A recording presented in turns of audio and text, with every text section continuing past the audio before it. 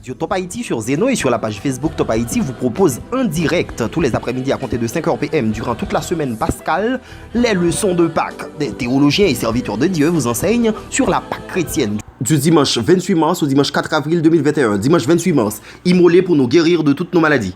Lundi 29 mars, immolé pour notre joie. Mardi 30 mars, immolé pour notre réconfort. Mercredi 31 mars, immolé pour nous éviter de l'enfer. Jeudi 1er avril, immolé pour porter des fruits. Vendredi 2 avril, immolé pour expier nos péchés. Samedi 3 avril, immolé pour notre enlèvement. Dimanche 4 avril, immolé pour notre salut. Radio Top Haïti pour qu'une autre parole tienne place. Fraternelle salutation dans la foi en notre Seigneur et Sauveur Jésus-Christ. À vous, chers membres du groupe Mediatop Haïti, à vous, chères auditrices et chers auditeurs, et chers internautes en général. Ici votre frère Jean-Yves Valcourt. C'est pour moi un privilège et une responsabilité de m'entretenir avec vous aujourd'hui dans le cadre de cette période nous rappelant le plus grand amour de Dieu manifesté en notre Seigneur Jésus-Christ envers l'humanité. De votre programme baptisé les leçons de Pâques est retenu le thème suivant: car Christ, notre Pâques, a été immolé, et de celui-ci est formulé le sujet qui suit: immolé pour nous éviter de l'enfer, tiré de l'Évangile selon Luc, le chapitre 16, les versets 23 et 24. Immolé pour nous éviter de l'enfer. Tel est le sujet. Je lis pour vous Luc chapitre 16, les versets 23 et 24. Dans le séjour des morts, il leva les yeux et, tandis qu'il était en proie au tourment, il vit de loin Abraham et Lazare dans son sein. Il s'écria: Père Abraham, aie pitié de moi et envoie Lazare pour qu'il trempe le bout de son doigt dans l'eau et me rafraîchisse la langue, car je souffre cruellement dans cette flamme. Amen. Père saint et véritable, nous te disons merci en Jésus-Christ. Merci de ton amour éternel manifesté dans la personne de notre Seigneur et Sauveur Jésus-Christ.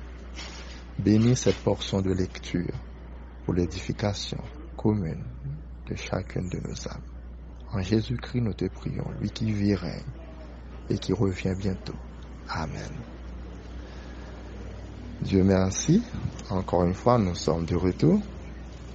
À travers ce texte, nous pouvons essayer de voir certaines vérités. L'une des premières vérités que Jésus a relatées concernant cette parabole de l'homme riche et de Lazare, du pauvre Lazare et de l'homme riche. Donc il faut dire que la pauvreté de Lazare était dans le sens économique du terme, ainsi la richesse de cet homme aussi, qu'on appelle l'homme riche, c'était sur le plan économique. Il y a la réalité de l'enfer. Donc, nous avons dit tout à l'heure le sujet, c'est immolé, Jésus-Christ, notre Pâques. Il a été immolé pour nous éviter de l'enfer. L'enfer est défini comme un lieu de tourment. C'est un mot dérivé de la langue latine, infernus, qui signifie ce qui est en dessous, ce qui est en bas. Du temps de Jésus, cela se rapportait au séjour des morts. Nous pouvons voir que dans ce texte, il parle de l'homme riche qui lève les yeux. Donc il se trouve en bas. Il lève les yeux, il leva les yeux. Et ensuite, c'est un lieu de tourment. Il était en proie au tourment. C'est un lieu de souffrance, de cruelle souffrance. Il a vu de loin. Donc, il y a une séparation entre ce lieu de tourment et ce qu'il a pu voir de loin. Il y a un lieu où tout semble aller à merveille, mais lui, là où il était en proie au tourment. Il aurait voulu qu'Abraham envoie Lazare pour tremper juste le bout de son doigt et lui rafraîchisse la langue. Donc cela décrit cette cruauté, cette souffrance que vivait cet homme. Donc, c'est une parabole qui nous interpelle. Donc, tout au long du chapitre, il y a toute une série de questions et de réponses. Il m'a même demandé à Abraham d'envoyer des gens dans sa maison pour avertir les membres de sa famille afin d'éviter de venir dans ce lieu. Aujourd'hui encore, la réponse que lui fit Abraham s'impose.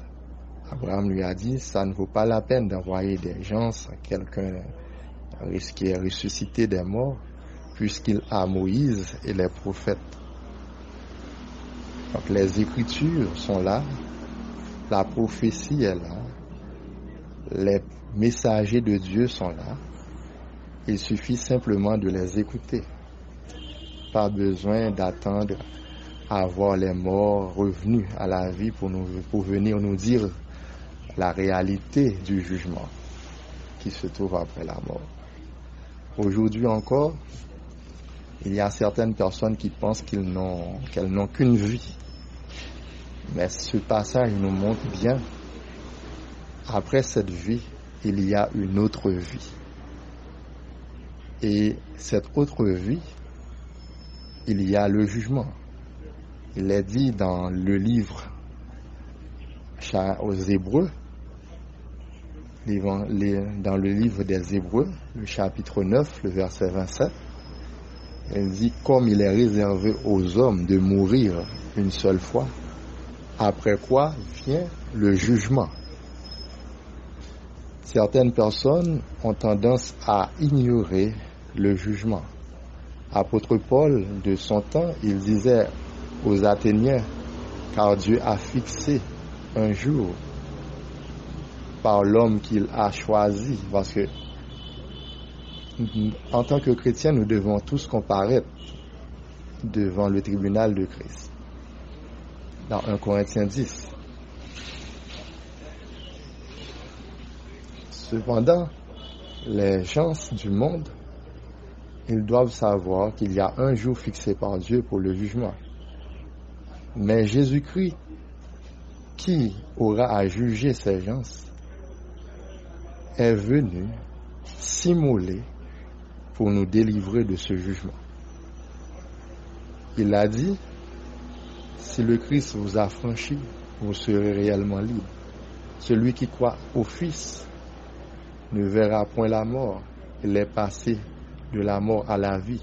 Il ne vient point en jugement. Jean 5, verset 24.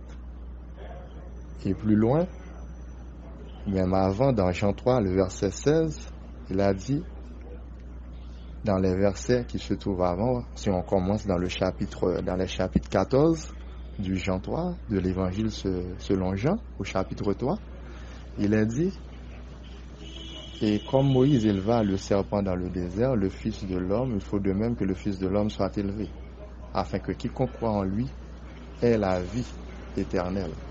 Car Dieu a tant aimé le monde qu'il a envoyé son Fils unique, afin que quiconque croit en lui ne périsse point, mais qu'il ait la vie éternelle.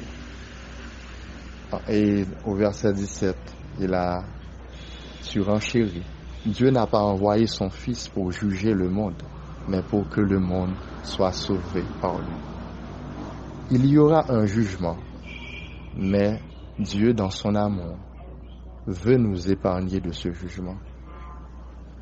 Il n'attend pas que nous périssions. Il veut que nous ayons la vie éternelle. Il veut que nous échappions à ce terrible jugement. Il a pourvu lui-même à cela. Donc tous nous sommes des pécheurs. Nous sommes privés de sa grâce. Nous n'avons nul droit de citer. Donc le salaire du péché, c'est la mort. Donc tous nous méritons la mort. Nous étions morts par nos péchés et par nos offenses, nous dit l'apôtre Paul dans Éphésiens, le chapitre 2. Encore une fois, Jésus est venu s'immoler pour nous éviter de la condamnation éternelle, pour nous éviter d'aller dans cet endroit de tourment. Non seulement il est venu s'immoler pour nous éviter de vivre cette expérience qu'il a racontée dans cette parabole que nous venons de lire, mais il est venu ôter le péché qui nous destinait à de tels tourments. Il nous a donné l'opportunité d'avoir en lui, par la foi en lui, une nouvelle identité. Parce que, comme nous venons de lire tout à l'heure dans Jean 3, le verset 16, qu'on considère comme étant le verset central de la Bible, car Dieu a tant aimé le monde qu'il a donné son Fils unique, Jésus-Christ, afin que quiconque croit en lui ne périsse point, afin que quiconque croit en lui puisse éviter l'enfer, afin que quiconque croit en lui puisse éviter ce lieu de tourment, mais qu'il ait la vie éternelle. Donc, non seulement Dieu veut nous éviter de l'enfer, mais il nous réserve un endroit de délice. Il veut nous faire participer dans son bonheur.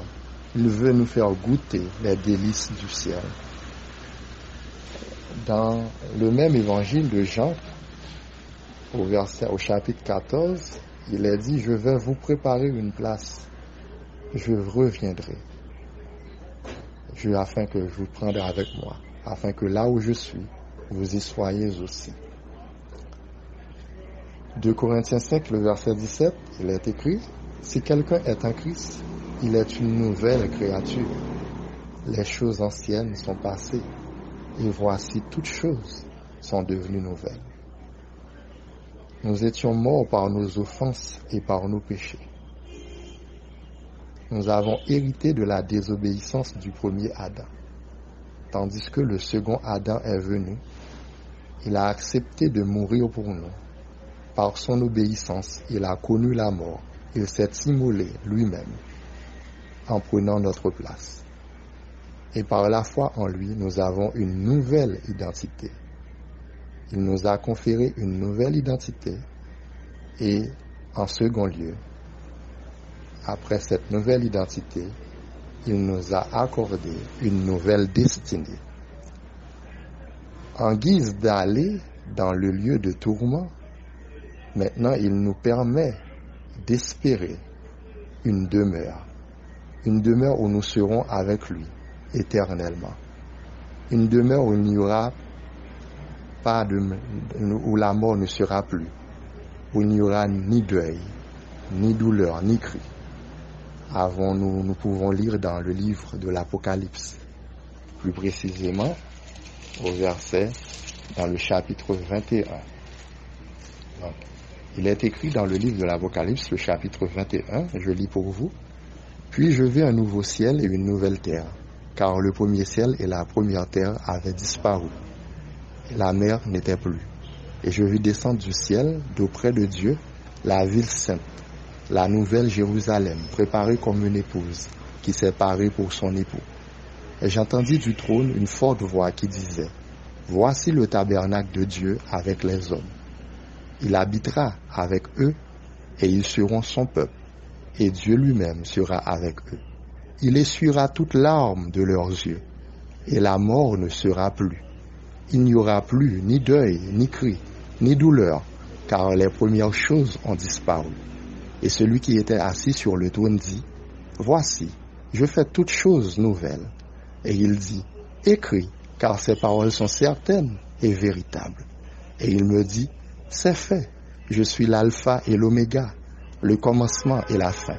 À celui qui a soif, je donnerai la source de l'eau, de la vie, gratuitement. Celui qui vaincra héritera ces choses. Je serai son Dieu et il sera mon fils. Encore une fois, la porte est encore ouverte. Dieu veut non seulement nous éviter de l'enfer, il a déjà pourvu à cela en offrant son fils, son unique, qui était venu mourir sur la croix pour nous. Mais en plus, il veut nous recevoir dans son palais, il veut nous recevoir dans sa demeure éternelle, un lieu de félicité. Êtes-vous prêts? Êtes-vous prêts à y répondre? Il a dit à celui qui vaincra. Dans 1 Jean 5, le verset 5, il est écrit, qui est celui? 1 Jean 5, le verset 5. Qui est celui qui a triomphé du monde, sinon celui qui croit que Jésus est le Fils de Dieu? Donc par la foi en Jésus-Christ, nous sommes déclarés vainqueurs. Il suffit de croire seulement en Jésus. Si tu crois de ton cœur que Jésus est mort et que Dieu l'a ressuscité, si tu confesses de ta bouche et si tu crois dans ton cœur, alors tu seras sauvé. Que Dieu vous bénisse. Au nom de Jésus. Amen.